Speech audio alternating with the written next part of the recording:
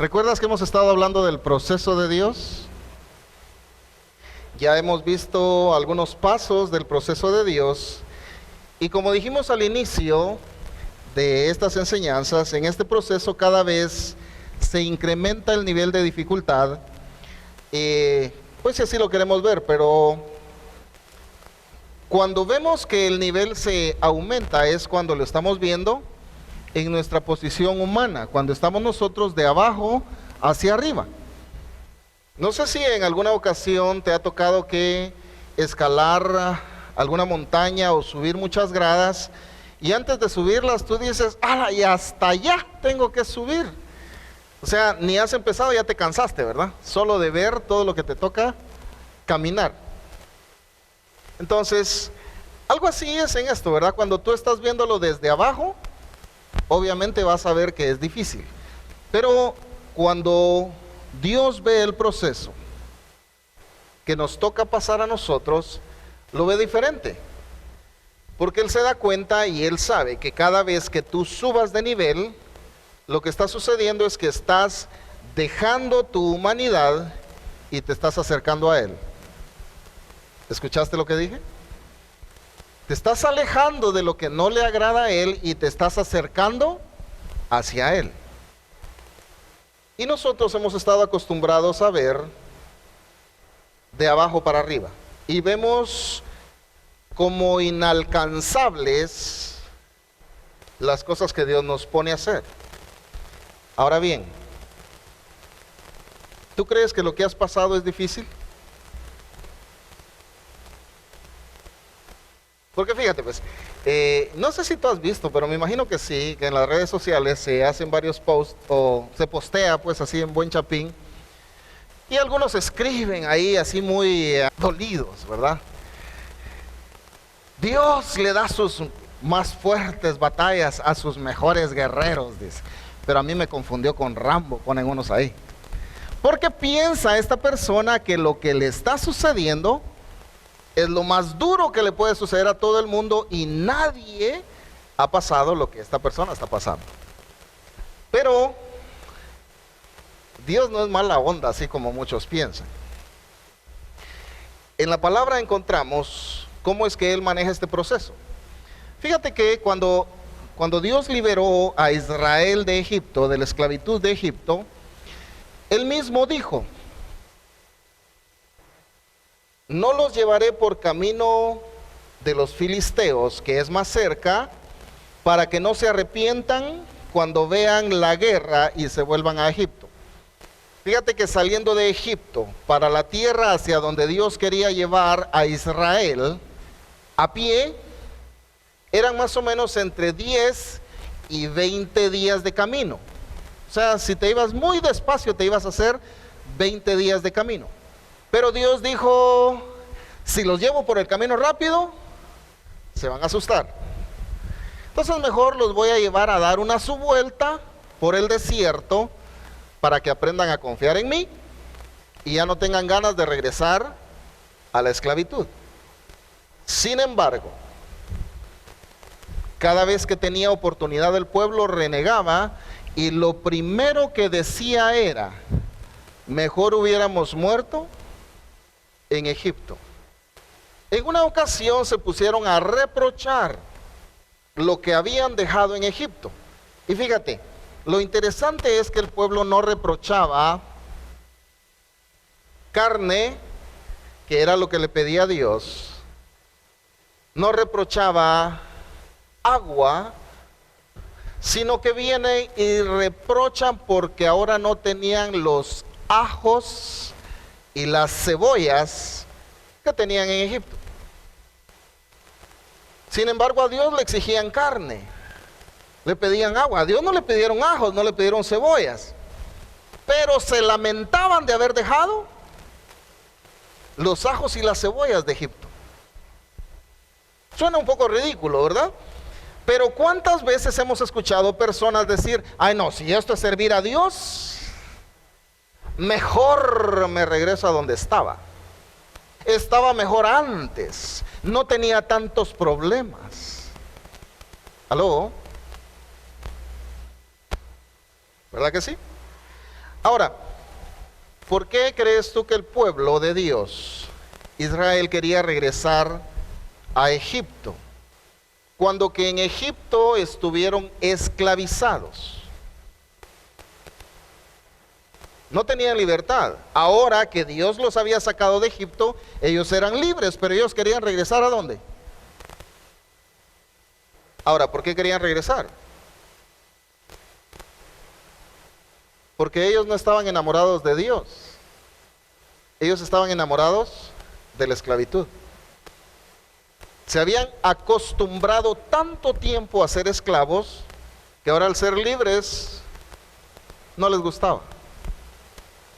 Estaban igual que una persona que yo conocí que decía: estoy tan acostumbrado a los desprecios que las caricias me ofenden. Espero que tú no digas eso, ¿verdad? Pues así estaban los hijos de Dios.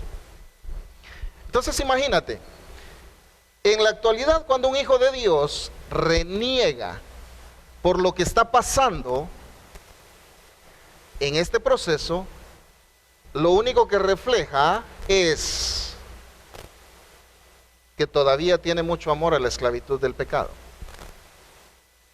Cuando tú sientes que es más duro este proceso es cuando todavía tu corazón está en el pecado. ¿Escuchaste? No sé si has oído tú personas que dicen: ay no, pastor, pero es que qué duro es seguir al Señor, qué duro es ser cristiano, qué duro es servir a Dios. Entonces, si tú lo has dicho, mi amigo, es para que analices por qué es que estoy diciendo esto. ¿No será que me quedé enamorado de la esclavitud que tenía antes? Dios dijo a Israel: no los llevo por el camino de la tierra de los filisteos, que está más cerca, porque no sea que se arrepienta cuando vea la guerra y se vuelva a Egipto. Por eso, mis amigos, es que Dios no te traslada inmediatamente de donde estás a donde Él te quiere tener. Porque si te llevara de donde estás a donde Él te quiere tener sin pasar por este proceso, mi amigo, saldrías huyendo a la primera. Si sientes difícil el proceso de Dios, imagínate cómo sería trasladarte de una vez a donde Dios te quiere. No sé si ya lo analizaste así. Ahora imagínate, a Israel le tocó que pasar 40 años por el desierto, hasta que la nueva generación aprendió a confiar en Dios. Porque la generación que Dios quería que entrara a la tierra prometida no le creyó, no confió en Él. A pesar del proceso que tuvieron que pasar, no le creyeron a Dios. Y de toda esa generación que salió de Egipto como adultos, únicamente 2 entraron a la tierra prometida, que fueron los hombres que le creyeron a Dios. Uno fue Josué y el otro fue Caleb. Ahora, ¿cuántos le creen a Dios acá? ¿Cuántos le creen a Dios? En nuestro proceso ya hemos estudiado 3 pasos. Y hoy estudiaremos el siguiente escalón de este maravilloso proceso, el cual nos habla de la fidelidad. El primer paso, ¿recuerdas cuál fue? Primer paso, la obediencia. El segundo fue la fe. El tercero, la perseverancia. Ahora vamos a hablar de la fidelidad. ¿Has escuchado hermanos que dicen: no, es que ese hermanito sí es fiel? Mire, pastor, ¿a quién le llaman fiel? Casi siempre asociamos la fidelidad con la perseverancia. Entonces, por ejemplo, si alguien me dice: es que ese hermano sí es fiel, casi siempre lo que quieren decir es: ese hermano viene a todas nuestras reuniones. Pero que sea perseverante no quiere decir realmente que sea fiel. La palabra que nosotros conocemos como fidelidad, según el diccionario, viene de la palabra latina fidelitas, que quiere decir lealtad. Pero la palabra fidelidad que sacamos de la Biblia no viene de esta palabra, viene de la palabra hebrea pistos. No te confundas, no dije pisto, dije pistos. Y esta palabra es un poquito diferente. Fíjate que según el diccionario, fidelidad es lealtad, observancia de la fe que alguien debe a otra persona, puntualidad y exactitud en la ejecución de algo. Pero según la palabra pistos, que eso es lo que está escrito como fiel en la Biblia, quiere decir ser digno de confianza. ¿Qué es ser fiel entonces para Dios? Que nosotros seamos dignos de su confianza. ¿Recuerdas cuando Jesús mencionó una de las parábolas que le conocemos como la parábola de los talentos? Cuando llegan los siervos a entregarle cuentas al dueño de los talentos, llegan los primeros dos y él dice: en lo poco fuiste fiel, en lo mucho te pondré. A los dos les dijo lo mismo. O sea, les estaba diciendo: en lo poco fuiste digno de confianza, te pondré sobre mucho. Ahora yo quiero que me acompañes a leer el Evangelio según Lucas, capítulo 12, verso 41. Dice la palabra del Señor: entonces Pedro le dijo: Señor, ¿dices esta parábola a nosotros o también a todos? Y dijo el Señor: ¿quién es el mayordomo fiel y prudente, al cual su Señor pondrá sobre su casa para que a tiempo les dé su ración? Verso 43, bienaventurado aquel siervo al cual cuando su Señor venga le halle haciendo así. En verdad os digo que le pondrá sobre todos sus bienes. Muy bien. ¿Quién es el siervo que dice? Fiel. O sea, ¿quién es el siervo digno de confianza? Que su Señor encuentre haciendo así. Ahora, cuando tú lees los versos anteriores, el Señor está planteando una parábola de un siervo que era fiel, pero que se pudo convertir en injusto. Y entonces el Señor les habla de perseverancia y de fidelidad en esa parábola. Y al finalizar, Pedro le pregunta: Señor, ¿eso es para todos o para nosotros? Entonces el Señor les dice: ¿quién será el siervo digno de confianza? Ahora, yo te pregunto, ¿cuántos les gustaría ser dignos de la confianza de Dios? No, en serio. ¿Sí? ¿Qué tanto te gustaría ser digno de la confianza de Dios? O sea, que Dios confiara ciegamente en ti. ¿Así? O que Dios dijera: ¿será que se lo puedo confiar a mi hijo? ¿Así te gustaría? O que Dios dijera: no, hay que dárselo a fulano porque él es digno de mi confianza. ¿Cómo te gustaría? ¿La primera o la segunda? La segunda, ¿verdad? Que Dios dijera: no, este es digno de mi confianza. ¿Cómo te ganas la confianza de Dios? Lo acabamos de leer. Sencillamente dice el Señor: ¿quién es el siervo digno de confianza? Es aquel que su Señor lo encuentre haciendo así. Pero ¿cómo era así? El dueño o el amo dejó al siervo, dice, alimentando. O sea, aquí dice dando su ración, alimentando a los demás. Pero dice que si este siervo se vuelve injusto, se va a poner a golpear a los demás.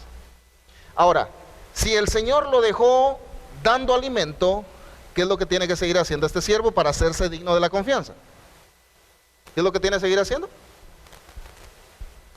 Lo que lo pusieron a hacer, ¿verdad? Hacer el trabajo que le encomendaron. Cuando está el supervisor encima de él, cuando está el pastor viendo lo que estás haciendo, cuando está el capataz viendo que hagas tu trabajo rápido. Ahora una pregunta que casi siempre evadimos. Honestamente, ¿Dios te ha dado a ti orden de hacer algo, sí o no? Si es sí, levántame la mano. Yo sé que sí, aunque no me levantes la mano. Hay una orden para todos, no solo para los pastores, no solo para los evangelistas, no solo para los apóstoles, no, es para todos. Una ordenanza. El rey antes de irse dijo: vayan por todo el mundo, haciendo discípulos a todas las naciones, enseñándoles que guarden todo lo que yo les he mandado a ustedes. Bautícenlos en el nombre del Padre, del Hijo y del Espíritu Santo, y serán salvos. Ahora, ¿cuántos están cumpliendo con esa orden? Levántenme la mano. Y así quieres ser digno de la confianza del rey. ¿Aló?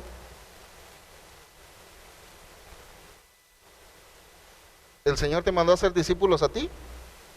¿A ti? ¿A ti? ¿Y a ti? Por supuesto que sí. ¿Qué estás haciendo? ¿Cuántos tienen vecinos acá? Levánteme la mano. ¿Vecinas, vecinos? ¿Nadie tiene vecinos? ¿Sí? ¿Por qué tus vecinos no están acá? ¿Cuántos tienen familia? ¿Hay alguno que sea huerfanito? ¿Tienen familia? ¿Está tu familia entera acá? ¿Dónde está tu familia? ¿Dónde están esos discípulos?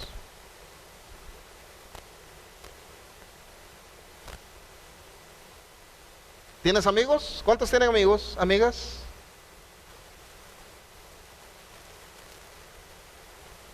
Y me sospecho que tampoco están acá.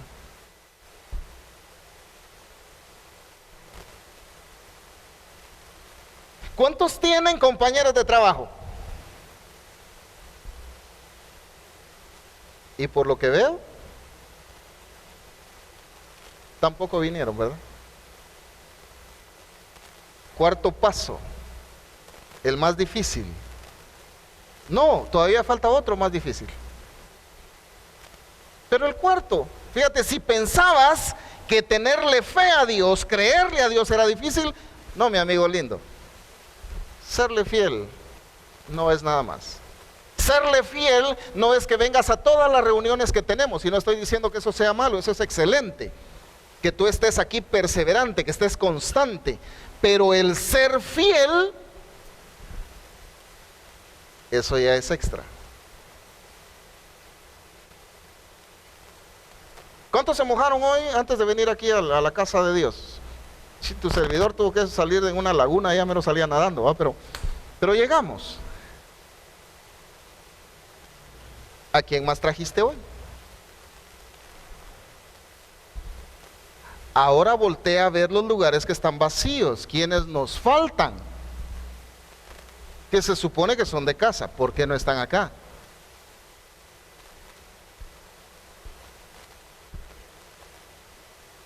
A lo mejor tú digas: pastor, pero de repente están enfermos, ¿por qué no los fue a visitar usted? Entonces yo te pregunto a ti, ¿y tú ya los fuiste a visitar? ¿Aló?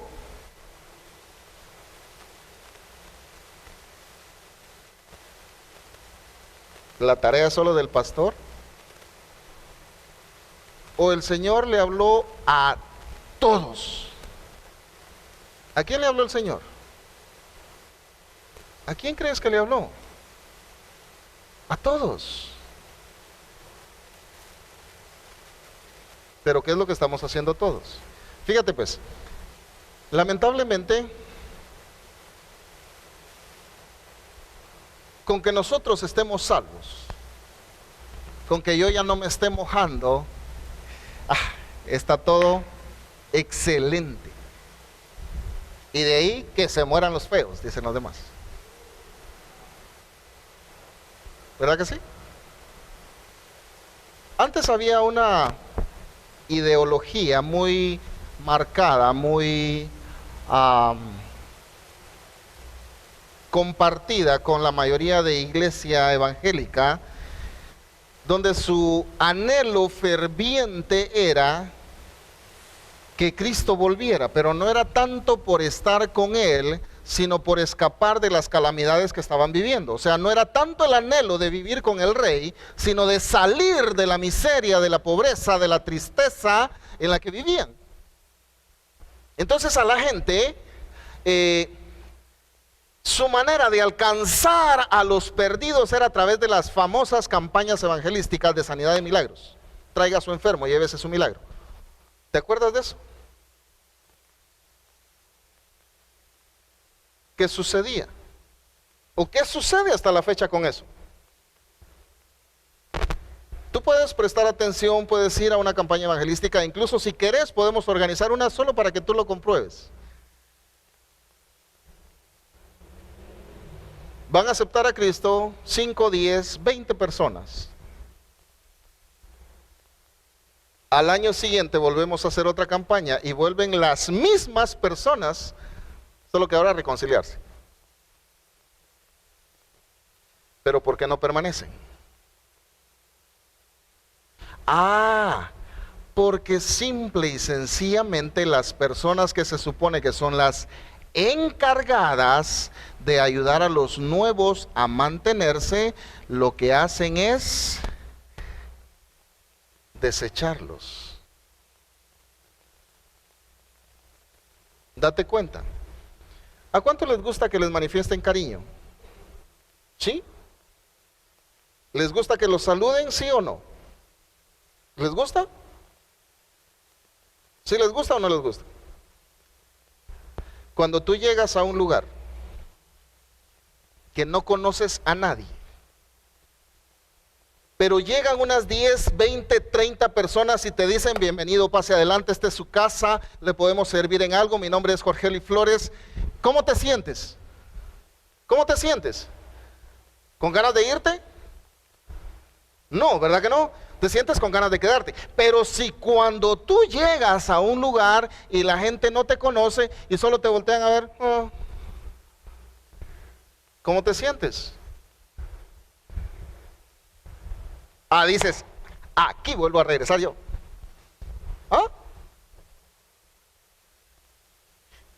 Yo creo que ya les conté esto, que cuando fui al funeral de mi madre, en California me invitaron a una reunión de una secta. Y pues dije yo, vamos a ir a ver qué aprendemos de bueno. Y vieras todo lo bueno que aprendí. Desde que yo llegué, me recibieron como que yo era la persona más importante de ese lugar. Solo faltó que me llevaran en peso y me llevaron a sentar hasta adelante y me dijeron: mire, aquí tenemos un lugar específicamente para usted. Esperándolo estábamos. Y yo dije: órale, puchica, ya mero que aquí me congrego, dije yo. Pero cuando vine a la iglesia donde yo pastoreo, yo soy el que tiene que andar toreando a los hermanos para saludarlos. Cuidado con los callos. Entonces imagínate, ¿qué hacemos con los que vienen de nuevos? Con los que no conocemos. Los ¿Los jalamos, los hacemos sentir como que son de la casa o los estamos empujando de regreso? Id por todo el mundo y haced enemigos de Cristo, dijo el Señor. ¿Haced qué dijo? Y tú quieres ganarte la confianza del rey. Y fíjate que te dije de tus familiares, de tus compañeros de trabajo, de estudio, tus amigos, tus vecinos. Pero ¿y si subimos el estándar a lo que el Señor dijo? Amad a vuestros enemigos. ¿Le hablas a tus enemigos de Cristo? Cuarto nivel del proceso de Dios, la fidelidad. Imagínate, dice el Señor, tal vez lo podemos poner nuevamente en las pantallas, porfa, donde dice, verso 43, bienaventurado aquel siervo al cual cuando su Señor venga le haya haciendo así. ¿Siervo fiel o injusto? Te regreso a la parábola de los talentos. Jesús enseñó que a 3 siervos se les habían dado talentos. Al primero le dieron 5, al segundo le dieron 2 y al tercero le dieron 1. A cada uno conforme a su capacidad. El primero trabajó esos 5 talentos y produjo 5 más, entonces entregó 10. Viene el segundo, trabajó esos 2 y ganó otros 2 y entregó 4. El tercero no se robó el dinero, no lo malgastó, simple y sencillamente lo enterró. Lo enterró, lo ignoró o lo despreció, si así lo quieres ver. Entonces cuando viene el amo o el Señor, así como leímos acá, dice bienaventurado aquel siervo al cual cuando su Señor viniere le hallare haciendo así. ¿Que le hallare haciendo qué? El trabajo que lo dejó haciendo. Entonces viene y dice el amo, ¿qué pasó con lo que te di? Y el primero dijo, Señor, me diste 5 y aquí hay otros 5 más, le dijo. Y le dijo, bien, buen siervo y fiel. Sobre poco fuiste fiel, sobre mucho te pondré, entra al gozo de tu Señor. Llega el segundo. Señor, me diste 2, trabajé y hice otros 2, aquí están los 4. Excelente, dijo, bien, buen siervo y... No fue lo mismo que le dijo al primero, pero el primero hizo más que el segundo. Pero ¿qué es lo que Dios premia? No. Piensa, ¿qué es lo que Dios premia? ¿Lo que produjiste o el esfuerzo que hiciste? Porque si fuera por productividad, al segundo no le hubieran dicho lo mismo que al primero, porque el primero, ¿cuánto produjo? 5. ¿Cuánto produjo el segundo? 2. Y a los 2 les dijo lo mismo. Quiere decir entonces que él no estaba premiando la cantidad de lo que habían producido, sino el esfuerzo por hacer lo que él los dejó haciendo. Pero llega el tercero y le dice, Señor, yo sabía que tú eres duro, que recoges donde no esparciste, que ciegas o que cosechas donde no sembraste. Entonces tuve miedo y enterré el talento. Pero aquí está, mira, está cabalito lo que me diste, ahí está lo que es tuyo. Viene el Señor y le dice, siervo malo. ¿Qué les dijo a los otros? siervo fiel. A este le dice siervo malo y le dice y perezoso. Entonces, ¿qué era lo que el amo esperaba? ¿Qué era lo que el amo esperaba? Que el siervo trabajara, que se ganara su confianza del amo a través del trabajo que él lo había dejado haciendo. Ahora bien, ponga atención en esto. Dios no te va a premiar porque tú trajiste a su redil 500 ovejas. No te va a premiar porque trajiste una. Te va a premiar porque te pusiste a hacer el trabajo que Él te encomendó. Lo que se produzca del trabajo que tú haces, eso no lo controlas tú, mi amigo. Porque por eso es que dice el Señor en su palabra, cuando habla de la primera iglesia, de la iglesia de los apóstoles, dice que el Señor añadía a los que debían ser salvos. ¿Pero quién estaba haciendo el trabajo? Toda la iglesia. ¿Ves la diferencia? Tu tarea es evangelizar, tu tarea es orar por la gente, tu tarea es hacer los discípulos que se conviertan. Eso es tarea del Espíritu Santo. Y algunas personas me han dicho, pastor, pero yo ya evangelicé a todos los de la cuadra y no vienen.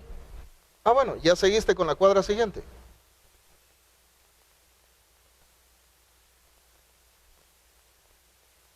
Yo ya le dije a todos mis familiares, pastor. Bueno, y a todos tus conocidos también. Yo ya le hablé a todos mis amigos, pastor. ¿Y a tus enemigos?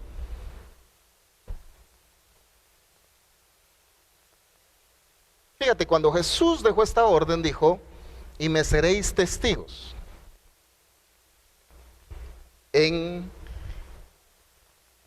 Jerusalén, luego en Judea, luego en Samaria, y luego hasta lo último de la tierra. Hay muchos hermanos que les gustaría empezar al revés, empezar en lo último de la tierra. Pero tenemos que empezar, dice, en Jerusalén.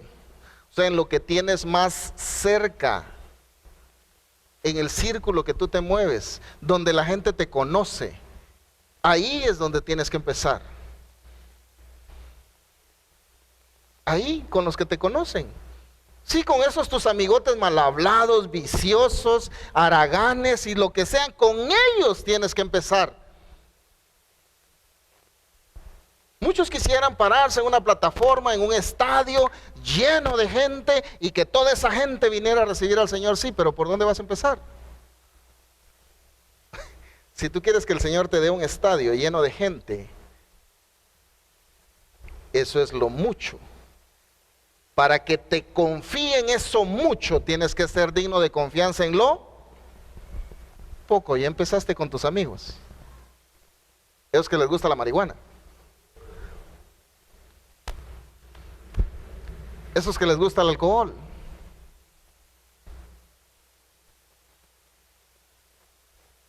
¿aló? Con aquella tu vecinita que se clavó toda tu vajilla. Ya empezaste con ella. Imagínate qué bueno sería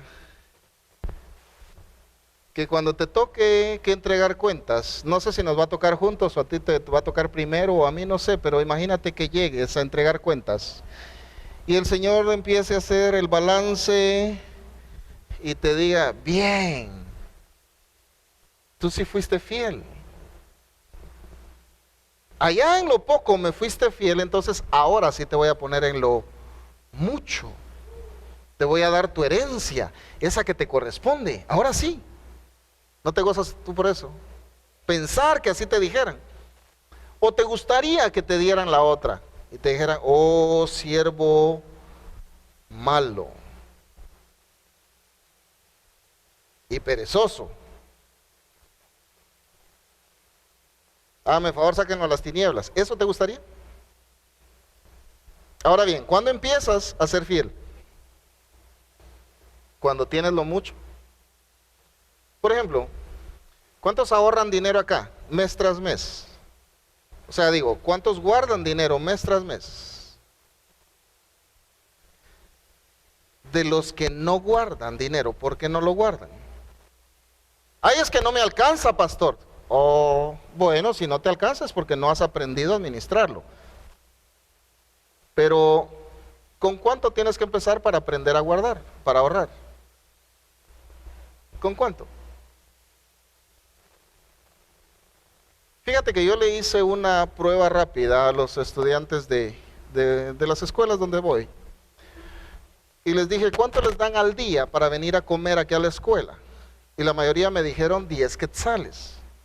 Entonces les dije yo 10 quetzales. ¿A la semana cuántos son? Ayúdenme ustedes, ¿cuánto es? 50. ¿En un mes cuánto es? 200. ¿En 10 meses cuánto es? 2000.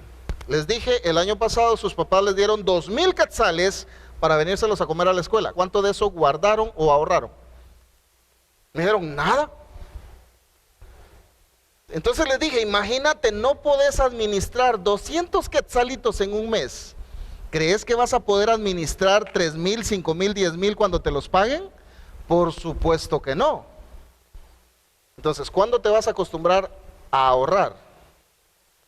Hasta que ganes bastante. No, eso es mentira, nunca lo vas a hacer. Tienes que empezar con lo poco, porque si no puedes con poco, no vas a poder con mucho.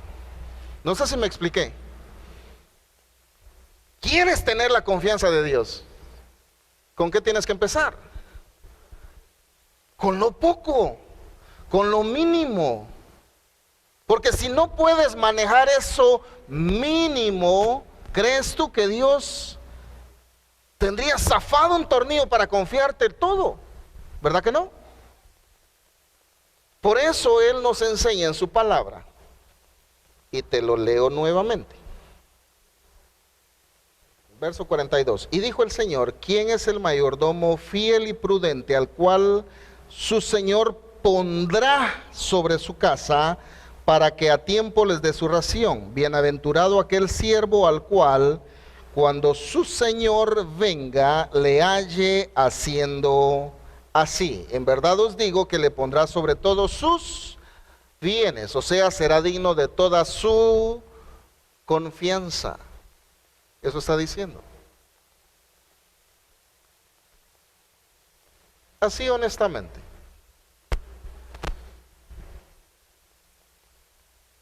Piensa un momentito. ¿Hay alguna persona que tú conoces a la cual no le confías nada? Levántame la mano. ¿Solo yo soy el desconfiado?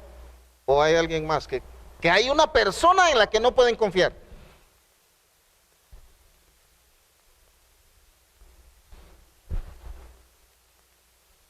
Te lo voy a plantear de otra forma.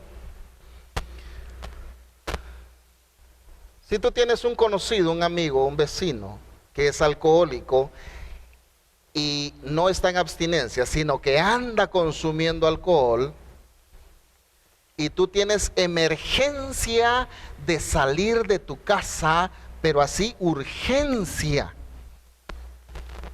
y adentro de tu casa tienes 100,000 quetzales guardados, tú llegarías y le dirías, mira papadito, te dejo las llaves de mi casa, cuídala. ¿Cuántos lo harían? Levánteme la mano. ¿Por qué no lo haces? ¿Por qué no lo haces? No está preso por ladrón, ¿verdad que no? ¿Pero por qué no se los das entonces? Ah, porque tú te estás dando cuenta que él no puede administrar ni siquiera lo poco. Ya va a ser que le confíes toda esa plata ahí en tu casa, ¿me estoy explicando? Yo no sé cuánto le has pedido a Dios. Y yo realmente creo que Dios te lo quiere dar. Pero para que Él te confíe sus riquezas, su poder, su gracia, su unción, tienes que empezar con lo mínimo, con lo poco. Porque si aprendes a ser un buen administrador de lo poco, obviamente el Señor va a decir, este es digno de mi confianza, déle en lo mucho.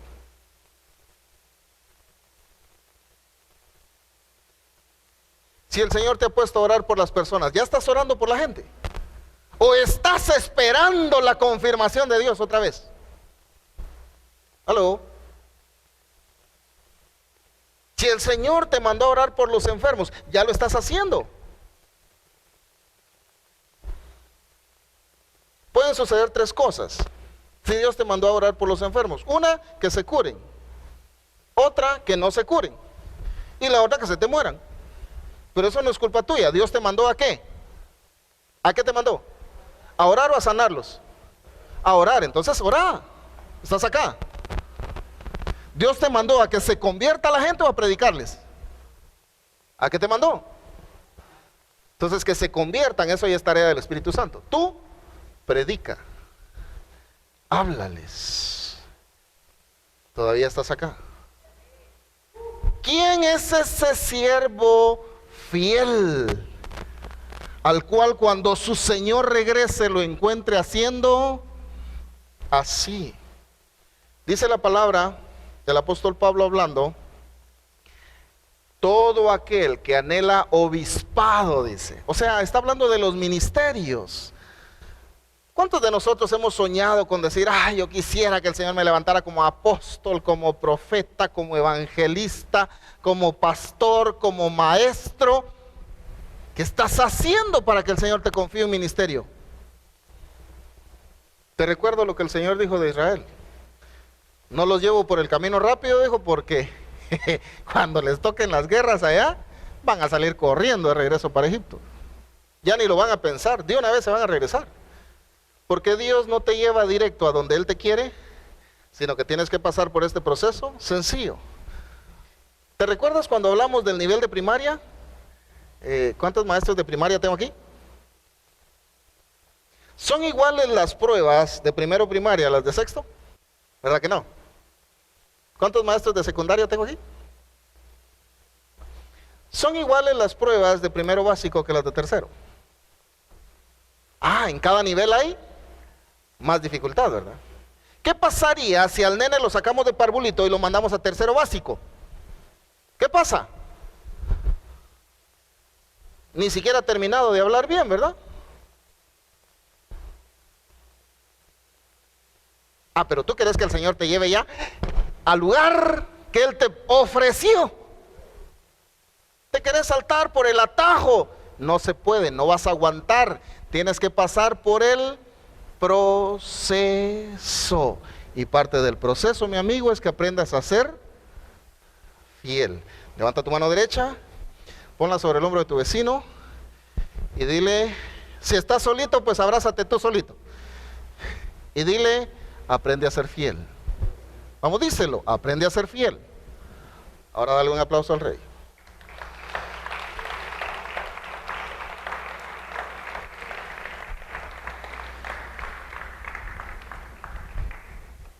Yo sé que hoy estabas grabándolo todo, guardándolo todo, por eso ni tiempo te dio de decir gloria a Dios, esa palabra es para mí.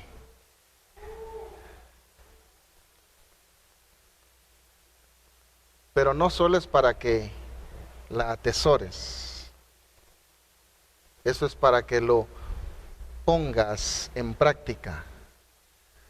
No hasta mañana. Saliendo de aquí, puedes empezar. Incluso antes de salir.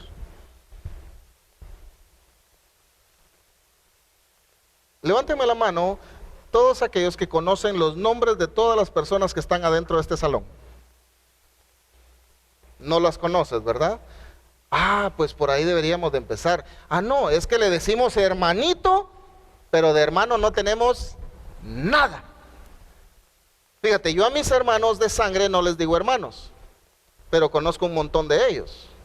En cambio tú le decís hermano a toda la banda que está aquí y ni siquiera sabes su comida favorita, ¿o sí? Ah, ¿te das cuenta? ¿Ves? Ni siquiera cómo se llama, dónde vive, cuántos años tiene, su número de teléfono, su página de Facebook. No, de eso, ¿verdad que nada?